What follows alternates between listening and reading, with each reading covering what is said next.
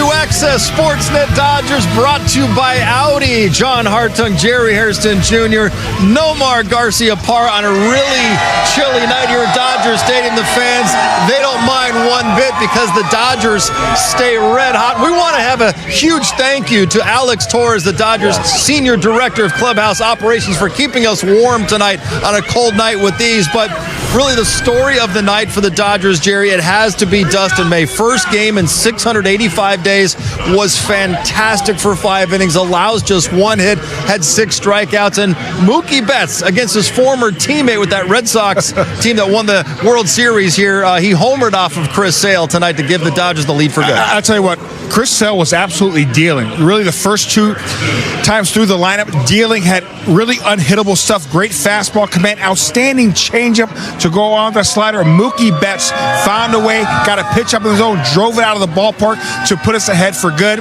But the story, Dustin May coming out red hot, sharp, fastball, breaking ball as well. Struck out the side in the first inning. Great to see. You know what?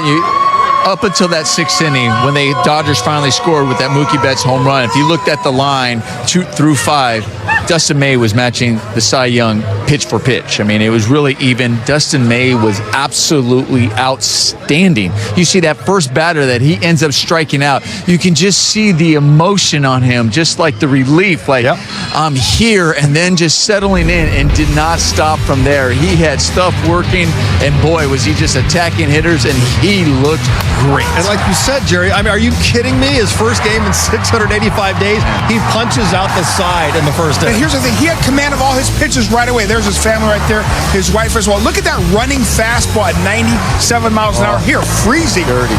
That fastball right there, Olsen, up in the zone, down in the zone, mixing all his pitches. Then he got the ground ball when he needed to, 6-4-3 to end the inning. You think he's fired up? Of course he's fired up. But I love the moment he took after he struck out the side in that first inning, went down, looked like he was said a prayer, thankful for the opportunity, just gathered his thoughts, and he slammed the wall, said, let's go. Okay, that's over with. I'm going to go out there and continue pitching the way I've been pitching. That was great to see. So proud of Dustin May. What's crazy is over 600 days ago, we had a filthy meter because of what he broke the internet, and then we got to see it again. He was filthy once again. The movement is there, the poise, the command, the mound presence, everything about Dustin May that we saw a couple of years ago is there, and boy, that is great to see. And we knew runs would be at a premium tonight against a guy like Chris Sale, and certainly that was the case tonight. Mookie Betts atoning for an error, the first error committed by any Dodger all season long, with that huge 2-run home run, his 3rd of the year. Dodgers never looked back. Let's head inside the stadium and hear from Mookie Betts. He's standing by with Kirsten Watson. Mookie, you've had 3 home runs on this season. All 3 of them have been go-ahead home runs. When you think about that at-bat against Chris Sale, he was cruising through this one. How did you get to him? I was just ready to hit. I mean, he was throwing a lot of strikes. He was pitching really well. I mean, there was nothing else I can really do but be ready to swing. Yeah, it's just a close game. When you think about just earlier in the game, the defensive mishap, to come back to get that go-ahead home run, did it make it feel any sweeter for you? Yeah, it was huge. I mean, I'm still beating myself up about that because that can't happen. And so I'm glad I was able to make up for it, but you better believe I'll be working on that same play tomorrow. This game was also about Dustin May making his return to the mound. When you saw what he was able to do, his efficiency, what stood out about his performance to you? I mean, everything. I mean, he was in the zone, got himself out of trouble a couple times. He really just did a great job, and especially with his first time pitching in so long. There were some emotions out there, and you felt it. And I'm just glad he pitched well. You guys are continuing to be undefeated, 7-0 on this season. That ties a record for most wins, just coming off of winning the World Series. The tone you guys have set this early in the season, what does it say about this group? I think it's more just the culture we created here. It's a winning culture, and we look up, we're 7-0, but I mean, nobody in here really cares. We're just focused on the game tomorrow, and we're gonna find a way to win tomorrow, and the record will be the record. We're not gonna worry about that. All right, well, congratulations on this one tonight, Mookie. Thank you. All right, there's Mookie Betts keeping it in perspective about each of these wins. And yes, a donning of the cap to the fans and probably his family as well after hitting that home run. And we heard him say it there, no. He himself a little bit about that error that he made behind Dustin May because May was pitching so well. But it's got to be such a great feeling when you can pick up your teammate and really pick up yourself and hit that home run the way that he did. Yeah, it is great because I'm telling you, you make a mistake and then it leads to a run, you feel horrible. You're coming in, and then you're also trying to stay within yourself to say, okay, don't try to do too much to make it work. Make it snowball. Next ground ball, you're like, I got to make the play. I got to focus, got to concentrate, and just kind of relax. And then on the offensive side, you don't want to take these really big swings where you're like, I got to force something. He talked about, listen, he's throwing strikes. He stayed within his approach, recognizing what was going on over the course of the game, and he puts a good swing, and it goes out for him. And I tell you, there is no greater feeling than saying, listen, all right, I picked up the team. I kind of atoned for my mistake, and let's go out there and continue and finish this game. Yeah, you know what, Nomar, we were talking during the game. We blame John because John brought it up. Hey, this team was playing errorless baseball, and you knew that was going to... So are you blaming me for Mookie's error? It was written. John just read like Ron Burgundy read the prompt. So listen, nobody's going to go perfect. Guess what? Mookie's going to make another error. Tommy Edman will make an error. Listen, this game you're going to make errors, but here's the thing: these guys make the routine play. Mookie Betts bounced back, was fielding flawlessly up until that point, and then continued fielding flawlessly after he made that error. So he definitely atoned for that error, but he made atone for that error with a huge home run here, trying to turn a double play, and he tried to get a better grip. Remember, it's a little cold. He got caught a little bit with that glove, didn't have the best grip on the ball. He should have just eaten it.